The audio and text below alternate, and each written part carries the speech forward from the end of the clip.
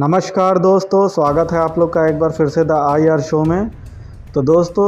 एक बार फिर से जो है एक यूरोप की छोटी सी कंट्री लिथुआनिया ने चीन को बहुत बड़ा झटका दिया है और ऑफिशियली रूप से उनके जो नागरिक हैं लिथुआनिया के, उनको लिथुआनिया की गवर्नमेंट ने ये एक तरीके का सजेशन दिया है कि वो जितने भी चाइनीज़ फ़ोन्स उनके पास हैं उनसे जल्दी से जल्दी छुटकारा पाएँ। लिटरली कहा जाए तो उनको फेंक दें, क्योंकि उनमें इनबिल्ट सेंसरशिप के टूल्स पाए गए हैं जो कि वहाँ की साइबर सिक्योरिटी एजेंसी ने जिसकी जांच की। और जिन दो सेट्स में ये सबसे ज़्यादा जो गड़बड़ी पाई गई है उनमें MI का 10T 5G प्रो फ़ोन है, साथ ही साथ हुआई का वावे जिसको कहते हैं P40 फ़ोन का जो सेट है उसमें ये गड़बड़ियाँ पाई गई हैं। अब ये जांच जो है दोस्तों किसी और ने नहीं बल्कि जो इनकी डिफेंस मिनिस्ट्री के अंडर काम करने वाली नेशनल साइबर सिक्योरिटी सेंटर है उसने ये जांच की थी, जिसमें पाया गया 449 ऐसे टर्म्स हैं जिन पे चाइना जो है ऑटोमेटिकली सेंसरशिप जो उसके ऐप्स हैं वो लगा देते हैं। और इन टर्म्स में जो टर्म है वो सबसे ज़्यादा है free Tibet, long live Taiwan, independence and democracy movement for China. तो इन सब टर्म्स को लेकर सेंसरशिप को देखा गया है। अब इंटरेस्टिंग फैक्ट यहाँ पे दोस्तों ये है कि अगस्त के महीने में जब देखा गया कि सबसे ज़्यादा जो सेट किसके बिकते हैं, तो ये देखा गया यूरोप में सबसे ज़्यादा चाइना के ही बिकते हैं, जो कि 25% ऑफ मार्केट शेयर को कवर करते हैं यूरोप के। साथ ही साथ ग्लोबली देखा जाए तो वो दूसरे नंबर पे आते हैं सैमसंग के बाद में। तो ये एक बहुत बड़ी बात है कि अगर आप ऐसे सेट्स की बात करते हैं जो कि इतने ज़्यादा छाए हुए हैं मार्केट में, तो उनसे कितने लोगों की जो सिक्योरिटी है और जो प्राइवेसी का जो डेटा है वो कितना ज़्यादा उससे प्रभावित हो रहा होगा। अब दोस्तों, अगर लिथुआनिया की बात करते हैं तो आप यहाँ मैप में देख सकते हैं लिथुआनिया की लोकेशन, जो कि बाल्टिक सी के ही पास में है और इसको बाल्टिक कंट्री में भी गिना जाता है। और जो बाल्टिक कंट्री है उसमें एस्टोनिया, लातविया, लिथुआनिया आते हैं और ये बाल्टिक सी के जो ईस्ट है उस तरफ पड़ते हैं, इसलिए इनको बाल्टिक नेशंस कहते हैं। अब लिथुआनिया के जो रिश्ते हैं वो चाइना के साथ काफ़ी समय से अच्छे नहीं चल रहे हैं, जो कि इस साल विशेष तौर से 2021 में देखा गया है कि बहुत ज़्यादा ख़राब हुए हैं। वो चाहे 17+1 का इनिशिएटिव रहा हो या चाइना को क्रिटिसाइज़ करना हो जिनजियांग मुद्दे को लेके, या अभी जो रिसेंट में आपने देखा कुछ दिन पहले ही जो था कि ताइवान को जो है इन्होंने परमिट किया था कि वो अपनी जो उनका जो ऑफ़िस है रिप्रेजेंटेटिव ऑफ़िस, जो कि आपको मालूम होगा कि वो हर देश में चाइना की वन पॉलिसी की वजह से ताइपे रिप्रेजेंटेटिव ऑफ़िस लिखा जाता है, क्योंकि और देश कोई उनको ऐसी इसके अलावा कोई और परमिशन देता नहीं है।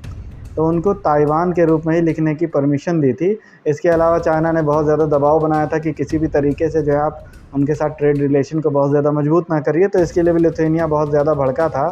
और लिथुआनिया ने कहा था कि वो एक सॉवरेन कंट्री है, तो ये उसके अपने राइट हैं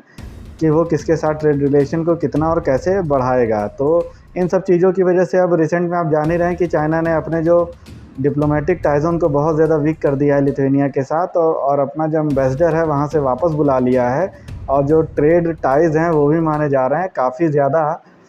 लिमिटेड कर लिया है। लेकिन दोस्तों, एक चीज़ को तो मानना पड़ेगा कि लिथुआनिया ने जो कर दिखाया वो बड़ी बड़ी कंट्रीज़ भी नहीं कर पाई हैं, क्योंकि महज 28 लाख पॉपुलेशन वाली कंट्री, जो कि बहुत छोटी सी कंट्री है,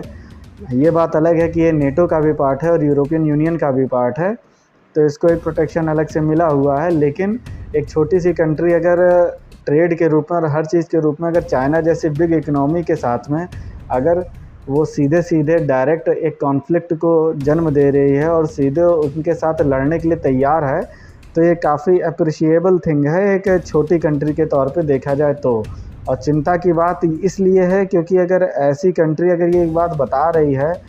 कि जो मोबाइल सेट्स हैं चाइना के वो इतने ज़्यादा मतलब सिक्योरिटी को लेके ख़राब हैं, तो ये भी एक बहुत बड़ी चिंता की बात है, क्योंकि मोबाइल सेट्स चाइना के कितने ज़्यादा फैले हुए हैं, ना केवल यूरोप में बल्कि भारत में भी। आप लोग अच्छे से जानते हैं कि आम आदमी अक्सर आपको चाइना का सेट जो है वो उसके हाथ में देखने को मिल जाएगा। हालांकि इन सारे आरोपों को नकार दिया जो चाइना का जो स्टेट मीडिया है, उसने ये कहा कि एक और जो है कि डर्टी ट्रिक्स है ये लिथुआनिया की तरफ से। और जो शाओमी है उसने ये कहा कि वो जो GDPR जो वहाँ का डेटा प्रोटेक्शन लॉ है यूरोपियन यूनियन का, उसको पूरी तरीके से पालन करती है। लेकिन सबसे बड़ा पॉइंट तो दोस्तों यहाँ पे यही है कि अगर इस तरीके की चीज़ें हो रही हैं तो कितना ज़्यादा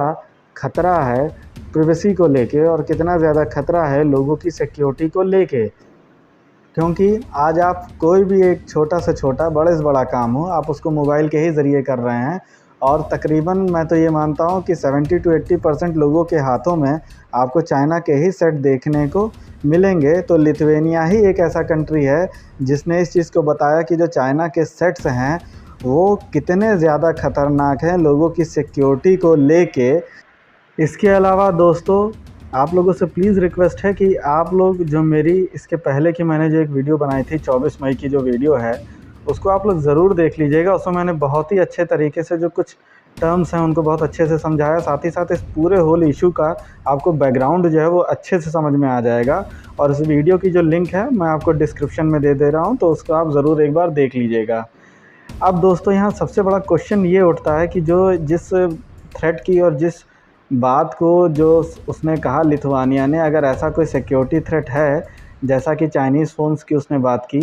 तो क्या दोस्तों अब आप लोगों से मेरा क्वेश्चन ये है कि अब आपको लगता है कि क्या आपको चाइनीज़ फ़ोन इस्तेमाल करने चाहिए या नहीं चाहिए? क्योंकि यहाँ पे सबसे बड़ा एक एस्पेक्ट ये भी आ जाता है कि अगर आप चाइनीज़ फ़ोन इस्तेमाल नहीं करेंगे तो अभी आपको जो चाइना के अलावा जो प्रोडक्ट्स हैं वो मार्केट में इतने ज़्यादा अभी अवेलेबल नहीं है। हालांकि अब वो भी अवेलेबिलिटी पे भी उनके काम होना शुरू हो चुका है, लेकिन उसका रिज़ल्ट अभी बाद में आएगा। तो आपको क्या लगता है कि क्या विश्व के अन्य देशों को भी अब इस इनिशिएटिव को चालू करना चाहिए और सबको मिल के जो है वो चाइना के सेट्स को बहिष्कार करना चाहिए, उनका बायकॉट करना चाहिए? अपनी राय आप कमेंट बॉक्स में ज़रूर दीजिए दोस्तों, अपनी राय ज़रूर लिखिए कि आप लोग की क्या राय है इस इशू पे। बाकी दोस्तों जिन्होंने चैनल को सब्सक्राइब ना किया हो वो प्लीज़ सब्सक्राइब करें, वीडियो अच्छा लगा हो तो लाइक करें, ज़्यादा से ज़्यादा दूसरों के साथ शेयर करें। थैंक यू दोस्तों, thank you for watching the video. जय हिंद, जय भारत।